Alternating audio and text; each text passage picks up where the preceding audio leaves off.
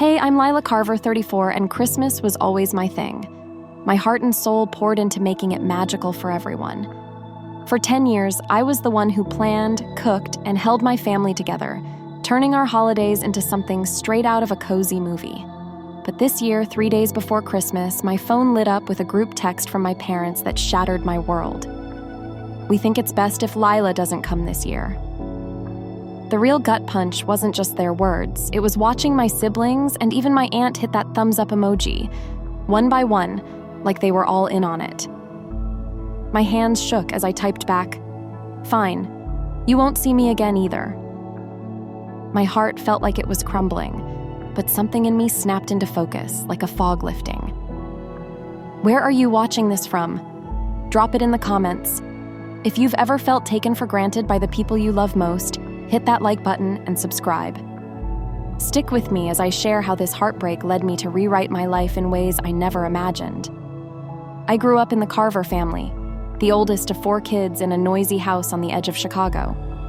My parents, Warren and Faye Carver, were good people, but they leaned on me hard from the start. By the time I was 9, standing on a stool to reach the kitchen counter, I was already the responsible one. My younger siblings, Miles, Clara, and Jonah, seemed to skate through childhood without the weight I carried. If Miles, at 7, broke Mom's favorite blue vase, I got the lecture for not watching him, even though I was just a kid myself. When Clara struggled with math homework, Mom would point her to me, saying, "Lila will help," even if I was drowning in my own schoolwork. Jonah, the youngest, was babied so much he didn't know what a chore was until he left for college. "You're the oldest, Lila," Dad would say, his voice firm but kind, like it was a badge of honor. That's just how it is. I wanted to make them proud, so I swallowed the unfairness, tucking it away like a shirt I'd outgrown but couldn't throw out. That role stuck with me like a label I couldn't peel off, shaping me into the one who always stepped up no matter the cost. By the time I was an adult, that role had seeped into every part of my life. I became an event planner, working for a company called Horizon Events in Chicago, organizing fancy corporate parties and weddings. It was ironic, really. My job was just like my family role, making sure everything was perfect for everyone else. My cozy 2-bedroom apartment in Lincoln Park became the hub for every family holiday. I'd spend weeks planning Christmas, Thanksgiving, birthdays. Every detail, from the menu to the decorations, fell on me. Mom loved to tell her friends, "Lila's so good at this. She makes every holiday special."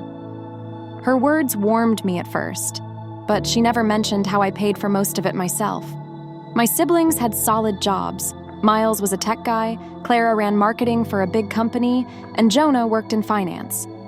But somehow, I was the one footing the bill.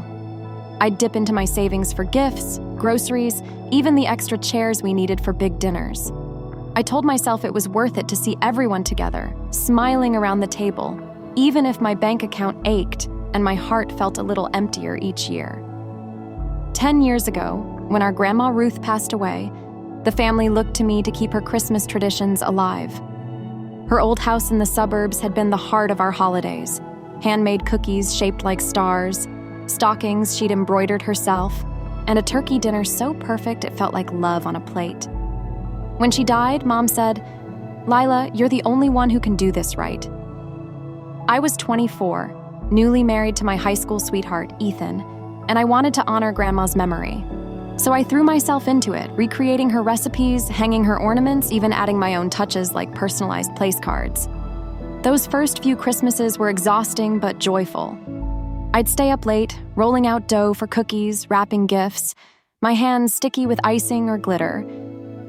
Ethan would help when he could, but he worked long hours as a nurse, so most of it was on me.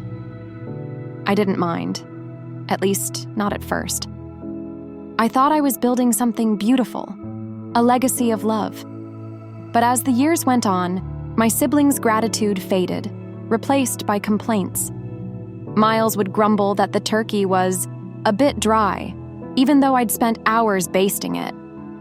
Clara would sigh, "This isn't how Mom does the stuffing," despite me double-checking the recipe with Mom herself. Jonah would wait until after the holiday to tell his friends, The dinner wasn't quite right this year. Their words stung, like little cuts that added up over time. But I kept going, thinking I could win them over with the perfect holiday. The imbalance grew heavier each year. I wasn't just hosting. I was buying most of the gifts, decorations, and food. I'd spend weeks planning menus, tweaking recipes to fit everyone's needs. Clara went gluten-free a few years back. Miles couldn't handle certain spices, and Jonah's wife, Tessa, was vegetarian. I'd adjust everything, no complaints, even when it meant extra trips to specialty stores or learning new recipes. My siblings' contributions? Barely there. Clara might show up with a store-bought pie, half-eaten by the end of the night. Miles would bring a bottle of wine he'd mostly drink himself. Jonah promised to help clean up, but always had an excuse. Work, a headache, a call he had to take. I'd be in the kitchen at midnight, scrubbing pans while they laughed in the living room. When I suggested a potluck 2 years ago, hoping to share the load, Dad acted like I'd suggested canceling Christmas. "That's not how we do things, Lila," he said, his voice sharp. "You're so good at this. Why change it?" But it wasn't working for me. My savings dwindled, my vacation days vanished, and my heart felt like it was running on fumes. I'd lie awake at night wondering why I was pouring so much into people who didn't seem to notice. Last Thanksgiving should have been my breaking point. I'd worked 60-hour weeks on a huge corporate gala, barely sleeping, but still pulled off a beautiful family dinner. The table sparkled with candles and those photo place cards I'd spent hours making. Clara took one bite of the turkey and said, "It's a little overcooked." Miles, glued to his phone, mumbled, "Potatoes need more butter." Mom sighed, "Well, nobody cooks like Grandma Ruth." Their words hit like a slap, but I swallowed the hurt, like always, and kept serving. Later, I overheard Clara and Miles in the kitchen, their voices low but clear. "Lila makes everything so extra," Clara said, "like she's trying to show us up." Miles laughed.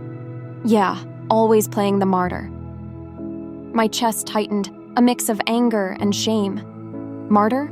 I wasn't trying to be a hero. I was trying to keep our family together. But their words planted a seed of doubt. Was I doing this for them or for me?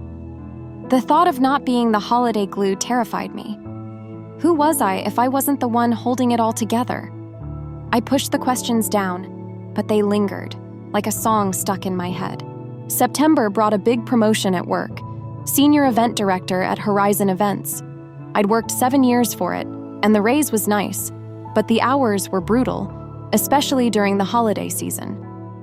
At our October family dinner, I shared the news, hoping they'd be proud. "That's great, honey," Mom said, but her eyes slid to Jonah.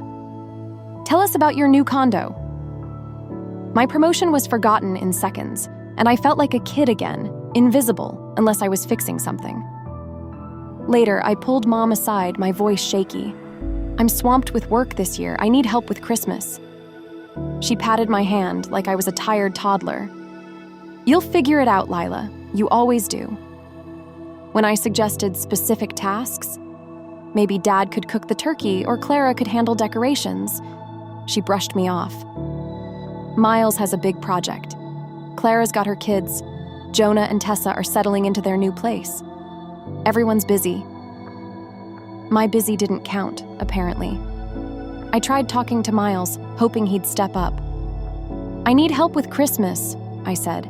"Maybe you could do the gift exchange or decorations." He laughed like I'd told a joke. "Decorations? That's your thing. I've got a software launch before Christmas. My plate's full." Clara was worse, snapping, "Some of us have families to manage," as if her teenage kids were more work than my job. Jonah just said, "Scale it back. Nobody expects perfection." But they did. They always did. The hurt deepened in November when I saw a group chat on Jonah's phone while helping him find an email. It was called Family Minus L, with Mom, Dad, Miles, Clara, and even Aunt Sylvia. My stomach dropped. They were talking behind my back, excluding me like I was the outsider. When I asked Jonah about it, his face went red. "Just a chat for your Christmas gift," he mumbled, but we both knew it was a lie. Last Christmas, I got a generic candle from Miles, a gift card from Clara, and nothing from Jonah. His gift was lost in the mail. Aunt Sylvia's betrayal cut deep. She was Mom's younger sister, always a bit dramatic, but I thought we'd bonded.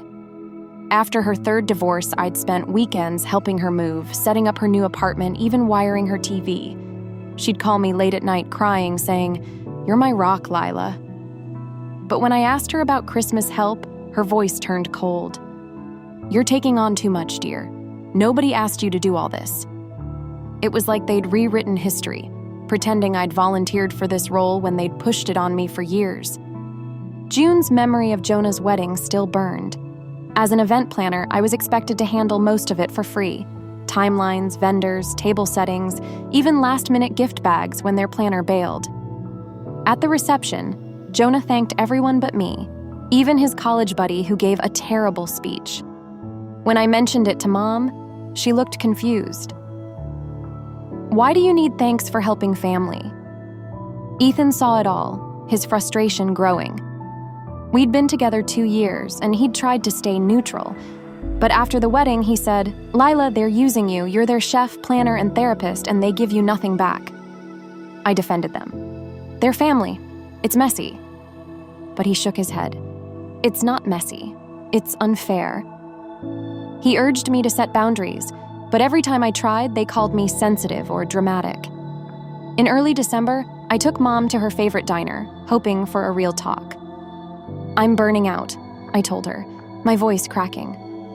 "I love our family, but I can't do everything alone." She sighed, setting down her fork. "Lila, why do you always make problems? Nobody else complains." I pushed back. "Maybe because it works for them, not me." Her face hardened. "That's selfish. Family's not about keeping score." I drove home crying, wondering if I was the problem. Was I too sensitive? Ethan found me in my car, still sobbing.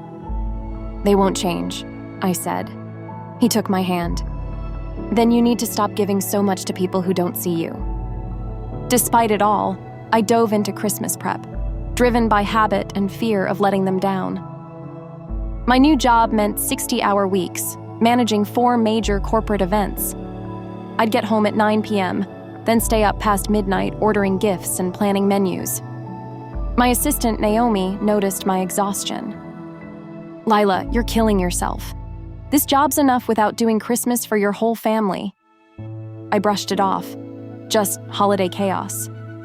But my body was screaming. Headaches pounded daily, my skin broke out, and I cracked a tooth from grinding it, needing an emergency dentist visit. "Stress-related," he said. I laughed it off, but inside, I was unraveling.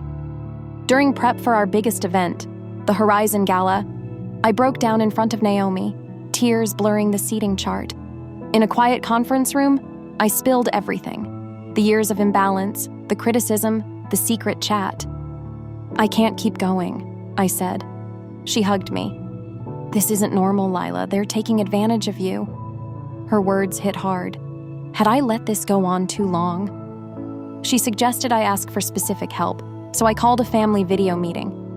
Everyone was annoyed, but I pushed forward. "I need help with Christmas," I said.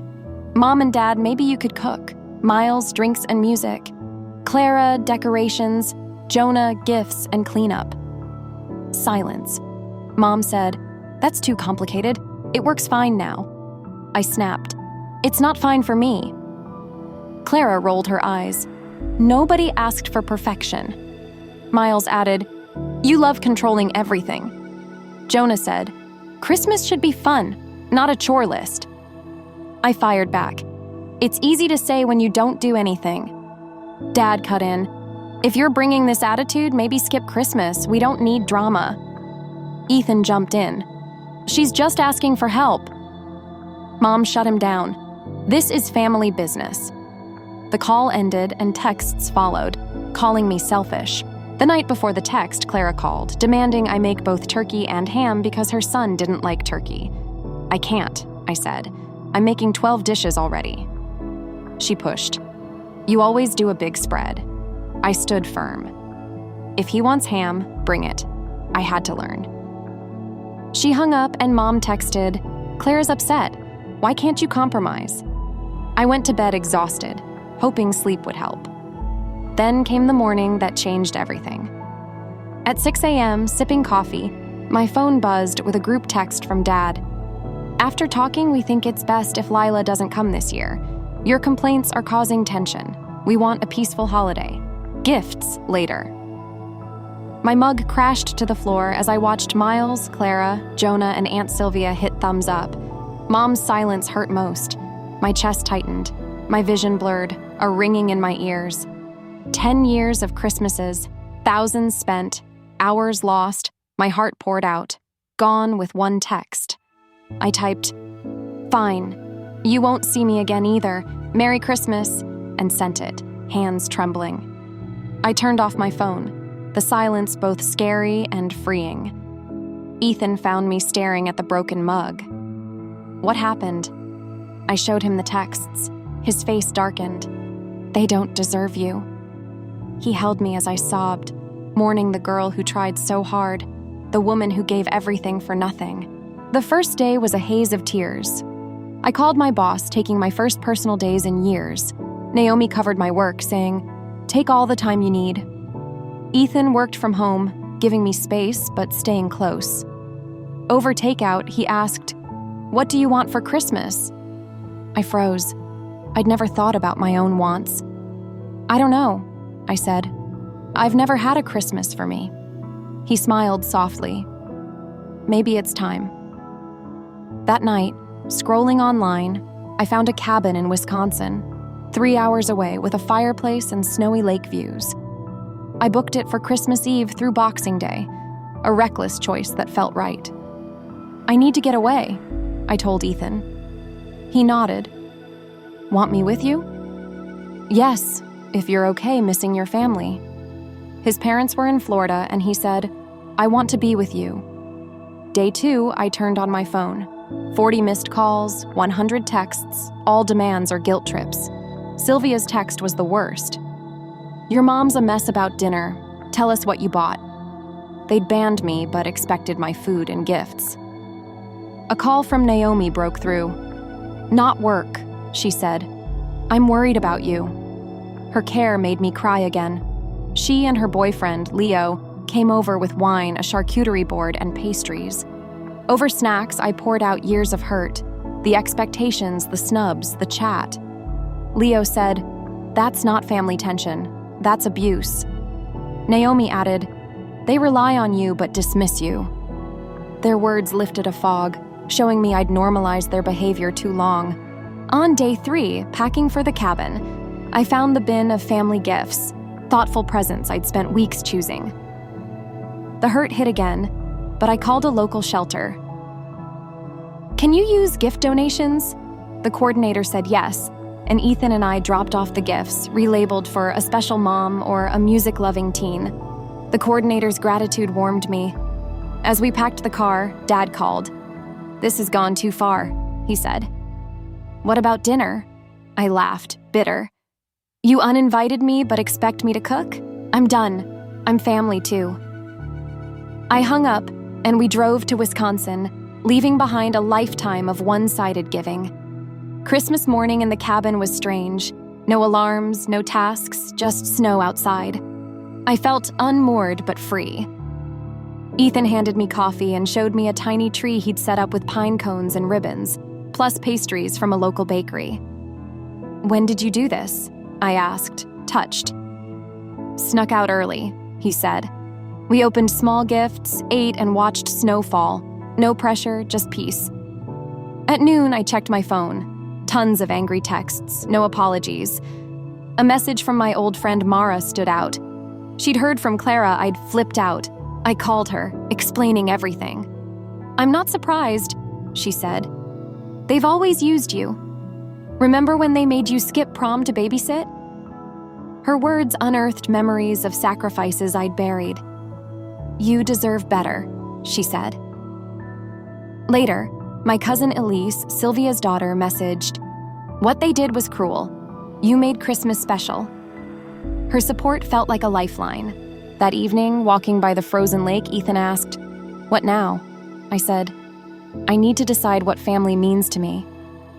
He squeezed my hand. "I'm with you."